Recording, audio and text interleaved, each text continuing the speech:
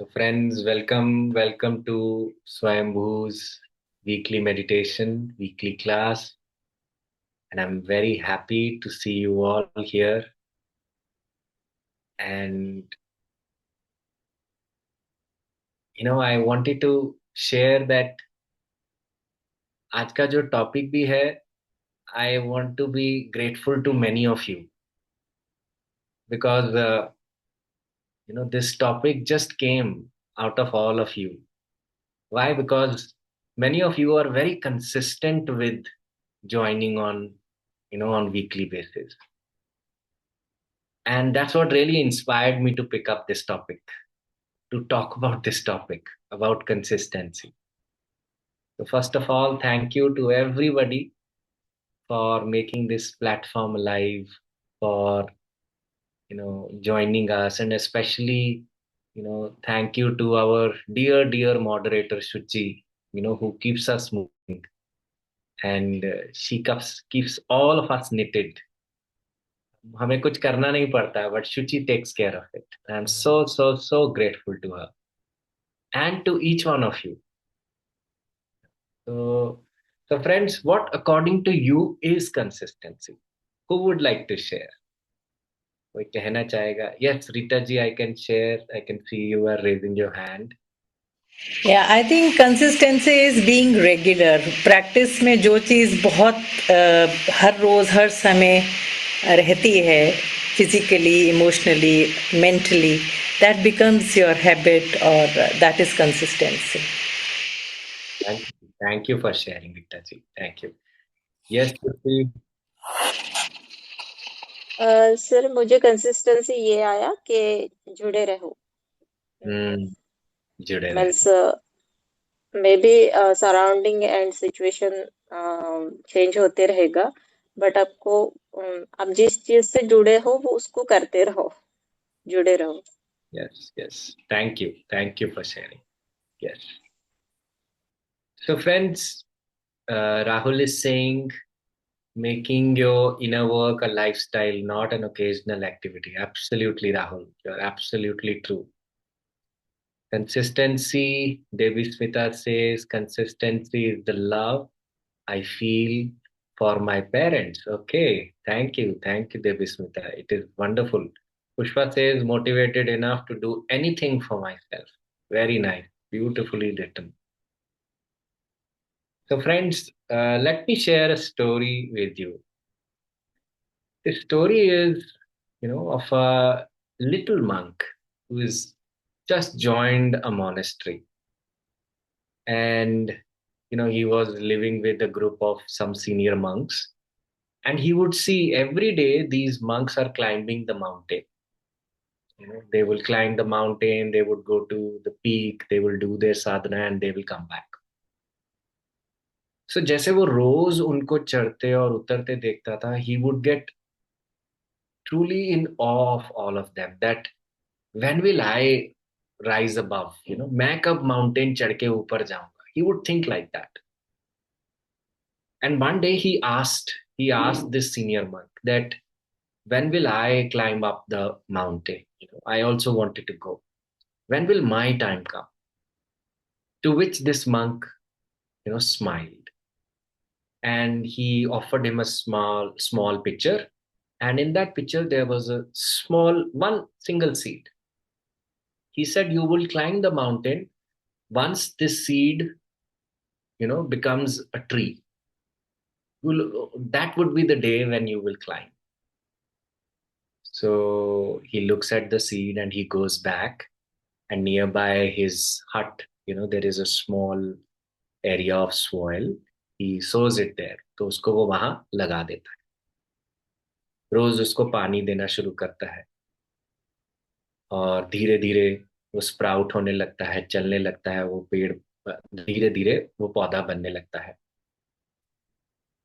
हर दिन अलग अलग फेजेस होते हैं. कभी बारिश होती है, कभी आंधी होती है, कभी तूफान होता है, कभी बहुत ज्यादा गर्मी पड़ती है, कभी उसका मूड अच्छा नहीं होता. बहुत सारी चीजें वेरी करती हैं उसकी लाइफ में. But he remains with watering, कि मुझे इस सीड को पानी देना है. He remains with that. And there comes a time after 3-4 years कि वो जो बीज था एक पेड़ बन जाता है, बहुत बड़ा पेड़ बन जाता है. तो फिर वो जाके अपने सीनियर मंक को कहता है कि देखो, आपने मुझे कहा था कि जब ये पेड़ बन जाएगा तब मैं रेडी हूं जाने के लिए. तो क्या अब मैं रेडी हूं जाने के लिए? To which the master smiles again and he says, the growing of this tree itself is a proof that you are ready. So, master उनको क्या सिखाना चाहता था? मास्टर एक्चुअली उसको किसी चीज के प्रति कर्मबद्ध होना सिखा रहा था, किसी चीज के साथ स्थिरता से चलना सिखा रहा था. क्योंकि कभी उसकी तबीयत खराब है, कभी वेदर अच्छा नहीं है, कभी पेड़ मुरझा रहा है गर्मी के कारण, but he remained with one act, and that was watering the seed. And that's how that seed became a tree. So, friends, many of us, we pick up something with immense enthusiasm. हम बहुत सारा enthusiasm में कई चीजों को pick करते हैं. पर there comes a time when our enthusiasm touches the bottom hole. It goes down. उसका ट्रैक ऊपर जाने की बजाय उसका ग्राफ नीचे की तरफ आता है. It doesn't mean that आपके efforts में कुछ कमी है. It simply means that हमारी कंसिस्टेंसी में कहीं ना कहीं कंसर्न है. So it goes with our meditation also. Sometimes I see people who are growing in their practice of meditation, they are not regular with it. और जो चीज वो 2 महीने में, 2 साल में अचीव कर सकते हैं, उनको वो अचीव करने के लिए फिर 5-5, 10-10 साल लगते हैं. क्यों? क्योंकि कंसिस्टेंसी नाम की एक स्पिरिचुअल क्वालिटी उनके पास नहीं है. Why do I say spiritual? Because this is the very essence for us to grow anything in our life. मुझे अगर आज काम भी करना है तो कंसिस्टेंसी चाहिए. मुझे अगर आज घर में भी कुछ करना है तो कंसिस्टेंसी चाहिए. मुझे अपना रूटीन बनाना है तो कंसिस्टेंसी चाहिए. Without consistency nothing can fructify. Consistency is the very tool जब जो हमारी इमेजिनेशन को रियलिटी बना सकता है, जो हमारे ड्रीम्स को डेस्टिनेशन बना सकता है. उसके बिना नहीं हो सकता. देयर इज दिस वन दोहा. As a child we would read for Kabir ji. हमारी हिंदी की किताब में कबीर के दोहे होते थे, और एक ही दोहा मुझे उनका याद है. और ये दोहा था, करत करत अभ्यास के जड़मति होत सुजान सुजान, रसरी आवत जावत है पत्थर पर पड़त निशान. और ये भी मुझे क्यों याद है? क्योंकि उस दोहे के साथ ना एक फोटो बनी हुई थी. और उस फोटो में क्या था?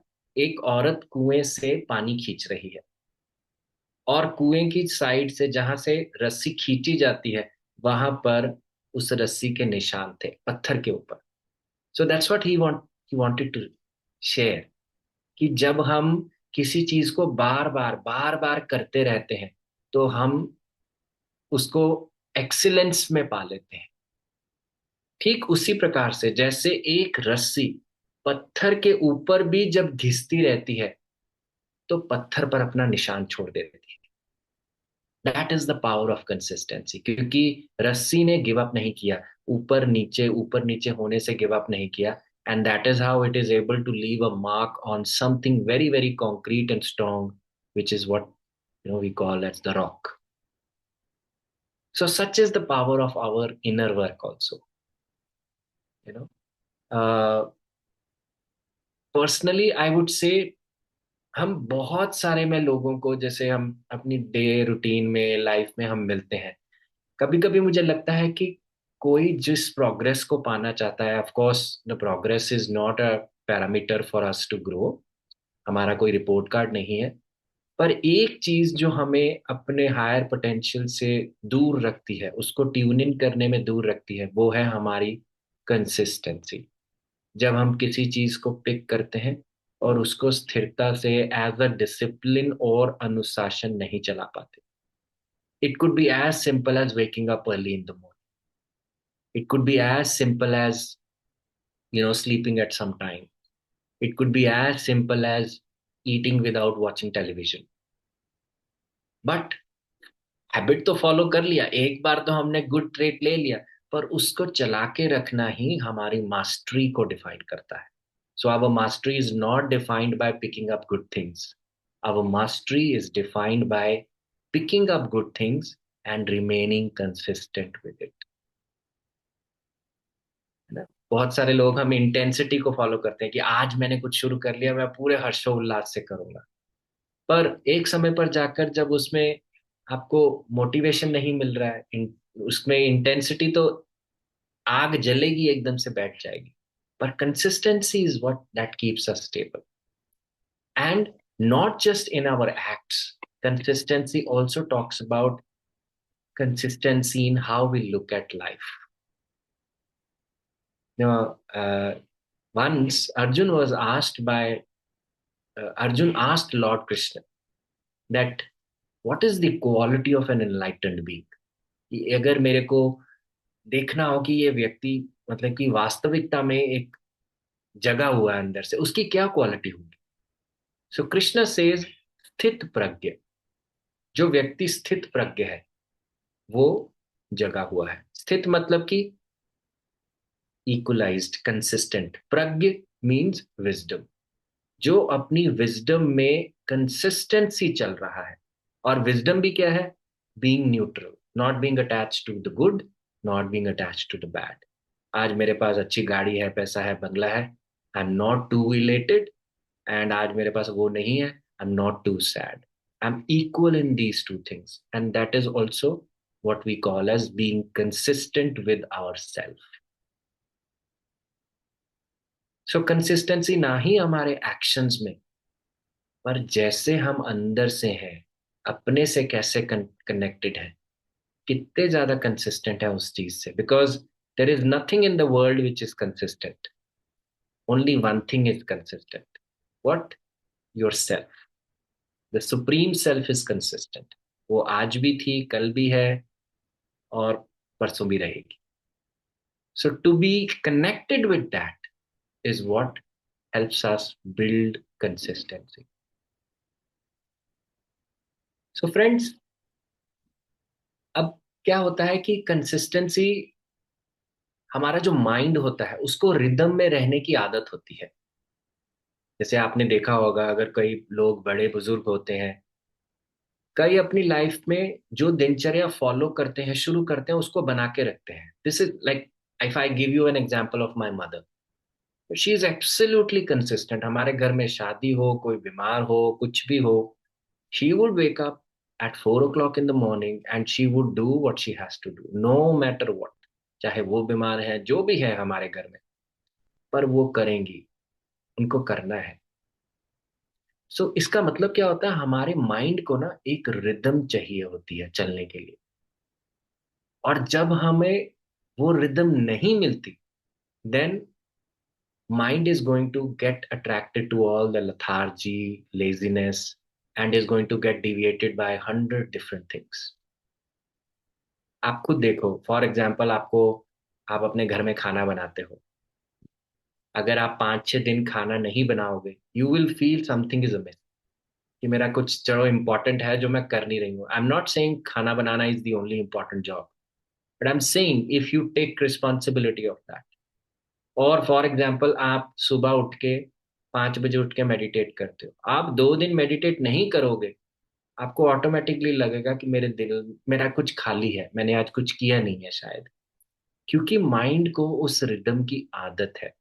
और जब वो रिदम नहीं मिलती, तो माइंड फिर अलग अलग चीजें क्रिएट करेगा डोपामिन स्पाइक के लिए. And that's how we fall in the trap. हम सब ट्रैप में चले जाते हैं.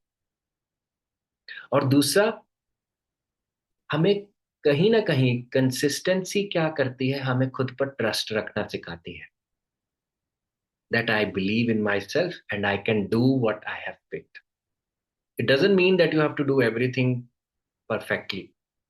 आज मैंने कोई चीज सीखी है, इसका मतलब ये नहीं है कि आज ही मैं उसको बिल्कुल मास्टर कर जाऊंगा, पर धीरे धीरे करके I will master it. So what blocks our consistency, मतलब कि हमें क्या चीज जो ऐसी है जो हमारी कंसिस्टेंसी को स्टॉप करती है, हमें आगे चलने नहीं देती, उसको बनाने नहीं देती। First of all I think हमारी जैसे आवर इमोशनल ओवरवेल्म नेचर। जैसे कभी कभी क्या होता है, हम अपने आप को ओवर एस्टिमेट करते हैं अपने दिन के लिए, और अंडर एस्टिमेट करते हैं अपने साल के लिए। जैसे फॉर एग्जाम्पल, आप दिन में कितना कर सकते हो, आप उसमें अपने आप को ओवर एस्टिमेट करो, और वहीं अपने आप को अंडर एस्टिमेट करोगे कि आप साल में कितना कर सकते हो। हमें लगता है कि आज मैं जो भी पिक करूं मैं सारा कुछ खत्म कर दूं, और यही हमारी कंसिस्टेंसी को ब्रेक करता है। कैसे? बिकॉज हम इमोशनली ओवरवेल्म हो जाते हैं। हमें लगता है आज नहीं हुआ तो कल कैसे होगा, इट वोंट हैपन।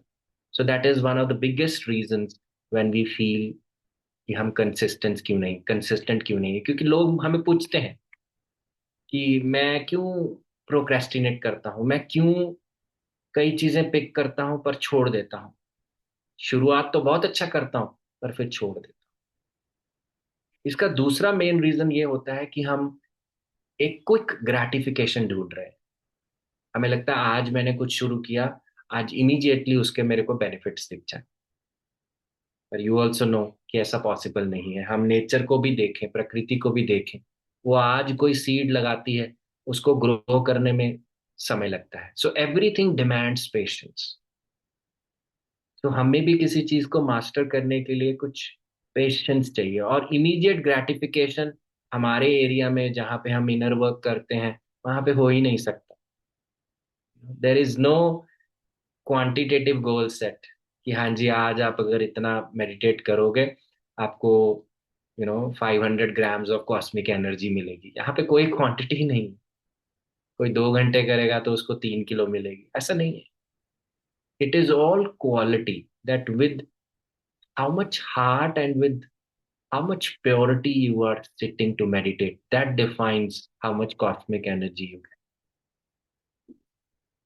और तीसरी चीज क्या है, हम हर चीज को परफेक्टली करने की कोशिश करते हैं। हमें क्या होता है कि अच्छा जी, मेरे को अब मेडिटेशन सीखनी है, मैं तब करूंगा जब मेरे सारे काम हो जाएंगे। जब मैं let's say I will get old, तब मैं मेडिटेट करूंगा।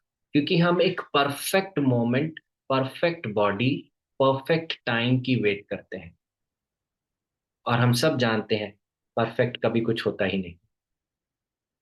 There is never anything called perfect कि मैं ये हो जाएगा आज से 10 दिन के बाद, 10 साल के बाद मैं करने की कोशिश करूंगा। It won't be possible, it's not possible.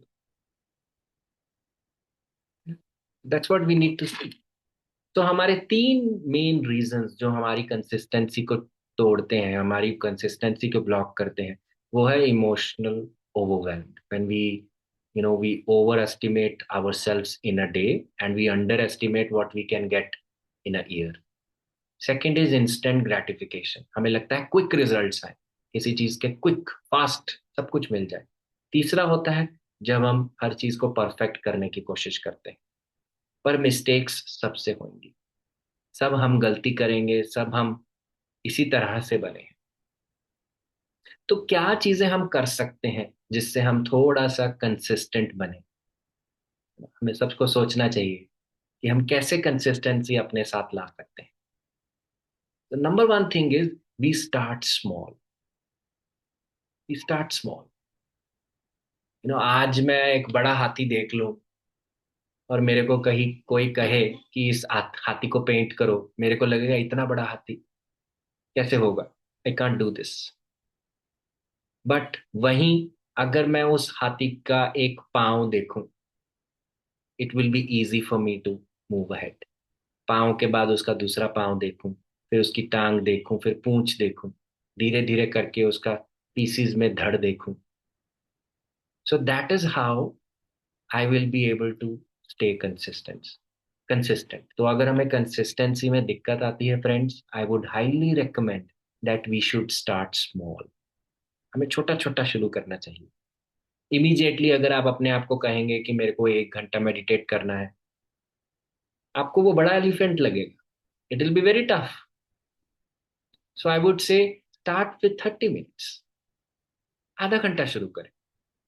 और आधा घंटा जब शुरू करते हैं, आपका गोल है कि मुझे 1 आवर तक लेके जाना है, so don't immediately jump from 30 to 1 hour. It would not be easy for some of us.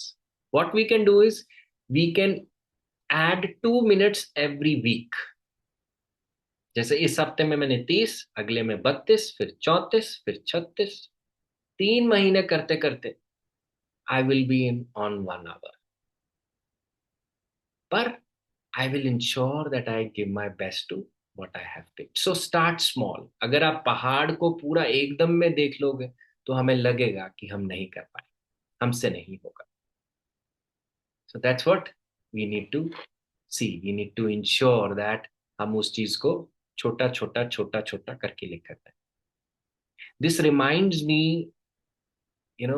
the story of एक डाकू था जिसका नाम था रत्नाकर। आप सबने रत्नाकर के बारे में सुना है या नहीं सुना है, but I will tell you about him. So तो रत्नाकर एक डाकू था। वो क्या करता था, रास्ते में आते जाते हर यात्री को ठगता था, उनसे उनका पैसा छीन लेना, उनसे उनके हीरे गहने छीन लेना। And that's what he would survive as a person, and he would make his family earn, get survived. तो उसके बच्चे थे, उसका पत्नी थी, और उसके एक बूढ़े दादा थे, बूढ़े पापा थे। एक बारी उसी जगह से नारद मुनि जा रहे थे। सो जब उसने नारद मुनि को देखा तो उसने कहा कि आपके पास जो कुछ भी है वो सब मुझे दे दो। तो नारद मुनि ने कहा कि देखो मेरे पास तो कुछ भी नहीं है, आई ओनली हैव दिस एक तारा, if you want this I can give you, but उससे पहले मुझे ये बताओ कि तुम्हें ये सब कुछ करके मिलेगा क्या? तुम इतना कर्म बना रहे हो, हैवी कर्म बना रहे हो, सब चीजों लोगों से छीनते हो। तो वो कहता है कि देखो मैं अपने लिए नहीं छीन रहा हूँ, मेरे घर परिवार के लिए, उनका निर्वाह के लिए मुझे कुछ करना पड़ता है। So whatever I get from here, I get food and everything and all the basic needs met for my family. तो नारद जी उनको कहते हैं कि अच्छा ठीक है, आप अपना सारा चीजें उनको देते हो, उनसे शेयर करते हो, तो क्या वो आपका कर्म भी शेयर करेंगे? तो वो कहते हैं हाँ, क्यों नहीं करेंगे, उनको करना पड़ेगा मेरा कर्म share. He says okay I have a doubt, आप जाके पहले पूछ के आओ उनसे, और अगर वो कहते हैं कि मैं कर्म शेयर करूंगा तो मैं यहीं खड़ा हूं, आपको जो मुझसे चाहिए आप ले जाना। He says, okay. He goes back and he asks, first he asked his father.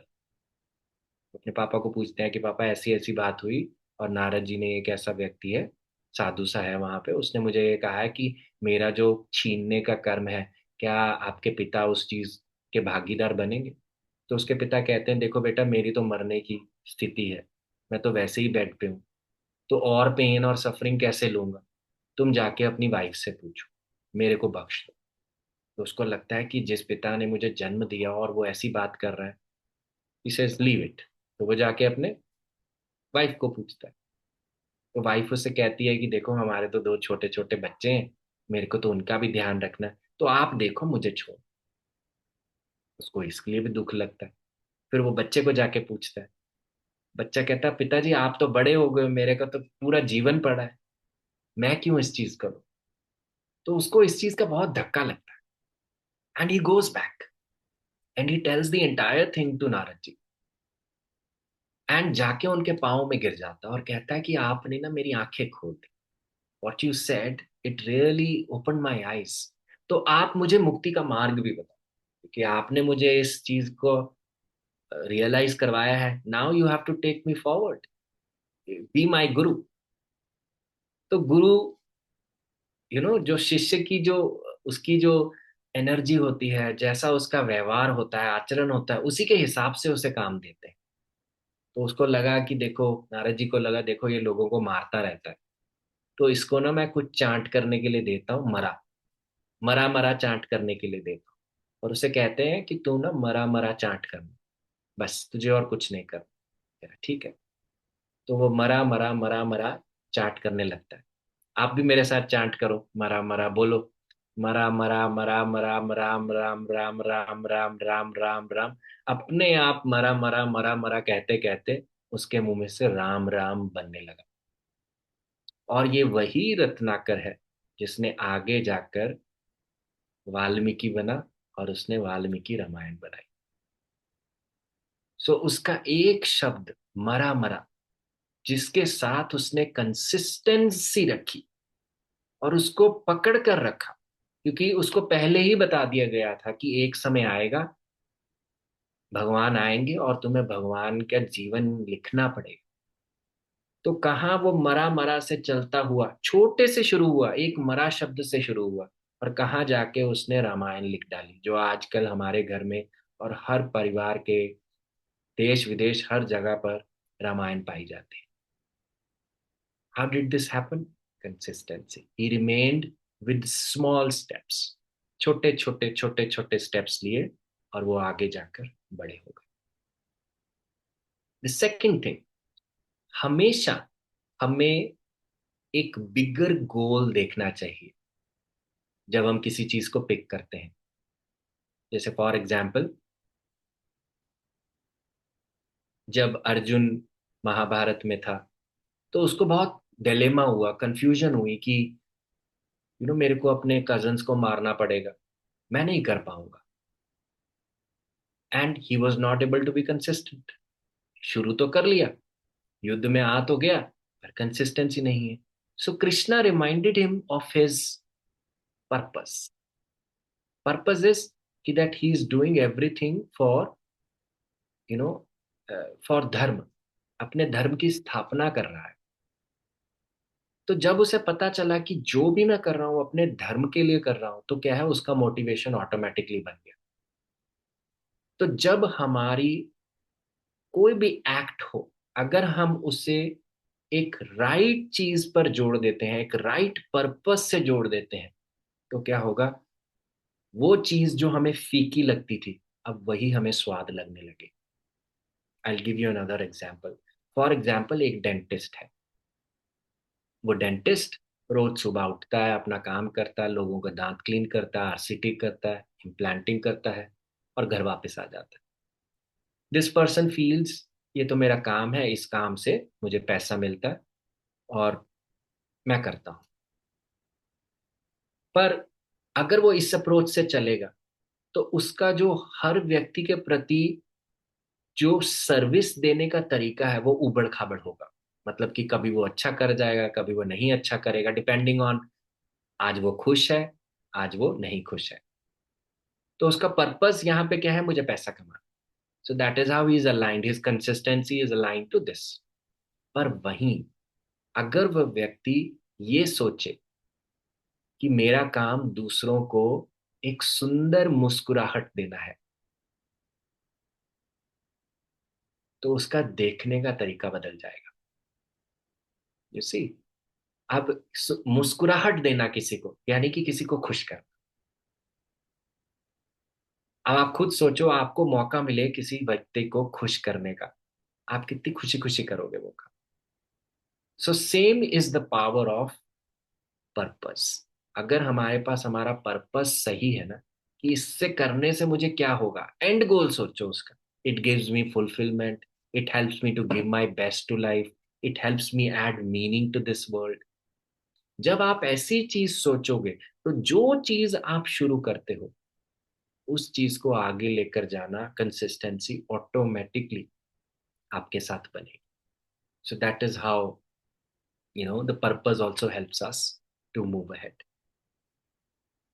तीसरी चीज क्या हो सकती है, हमें अपने पर्पस को चलाने के लिए, हमें कंसिस्टेंसी में रहने के लिए, we should always have supportive people.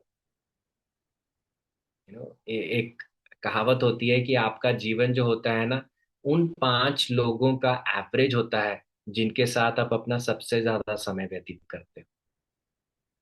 तो अगर मैं यू नो ऐसे लोगों के साथ बैठता हूँ जो नेगेटिव ज्यादा बात करते हैं, या थोड़ा गॉसिप में बिलीव करते हैं, या दूसरों पर डिस्कशन करते हैं कि तेरे पास क्या है, मेरे पास क्या है, तो मेरी लाइफ की एनर्जी भी वैसी चलेगी। अगर मैं ऐसे लोगों के पास कहता हूँ, बैठता हूँ, जो सोचते हैं अरे हो जाएगा ना, छोड़ो, क्या करना आज, क्या करना, तो आपकी कंसिस्टेंसी भी उसी टेस्ट की ही चलेगी। So that's why have a supportive company जो आपको सपोर्ट करे, क्योंकि हम सबको जरूरत पड़ती है। ये संघ का मतलब क्या है कि हफ्ते में हमारे कुछ भी ऊपर नीचे हो जाए, पर जैसे ही हम मेडिटेट करने बैठते हैं तो हमारे अंदर जो टाइट हुआ होता है वो धीरे धीरे रिलीज होने लगता है। हमें लगता है हाँ, हो सकता है, हम कर सकते हैं, और सब कर रहे हैं तो हम सबके साथ हमारा भी हो जाएगा। सो that is the power of having supportive people with you.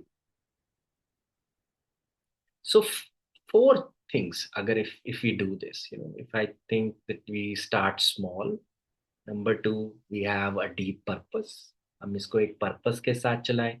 तीसरा, हम सपोर्टिव लोगों के साथ चले। चौथा, we add creativity to what we do। often we see लोग जब मेडिटेट करते हैं उनको एक बोरिंग टास्क लगता है, तो मैं उनको कहूंगा कि एक सुंदर सा मैट बिछाओ, या एक अलग जगह पर बैठो, अलग अलग जगहें अपने घर की टेस्ट करो, सुंदर सी एक इंसेंस स्टिक जलाओ, एक अच्छा सा म्यूजिक लगाओ, चीजें ट्राई करो, अलग अलग चीजें ट्राई करो। बिकॉज जब हम अलग अलग रिचुअल्स, इसको हम रिचुअल्स ही कह सकते हैं कि that you add more rituals to your act, है ना, क्रिएटिविटी ऐड करते हैं, तो होता क्या है, हमारा फिर धीरे धीरे उसको करने का मन भी करता है, हम उसको एंजॉय करना शुरू करते हैं। So friends, I think these are the four things which can really help us to build our consistency. My intent is that आप भी इसके बारे में सोचें, क्योंकि अगर हम इस चीज के बारे में सोचेंगे, क्योंकि कंसिस्टेंसी की हम सबको जरूरत है, और जो चीज हम शिद्दत से करते हैं, it's not about that we have to do one thing and give our best. Spirituality is not this. Spirituality is picking up everything but giving your best. हमें पूर्ण बनना है, हर चीज को अच्छे से करना है, चाहे वो अनकंफर्टेबल ही क्यों ना हो। और वो तभी होएगी जब हम अपने साथ कंसिस्टेंसी बनाते हैं। वी आर कंफर्टेबल, कंसिस्टेंट, स्थिर with our supreme self, our own inner self.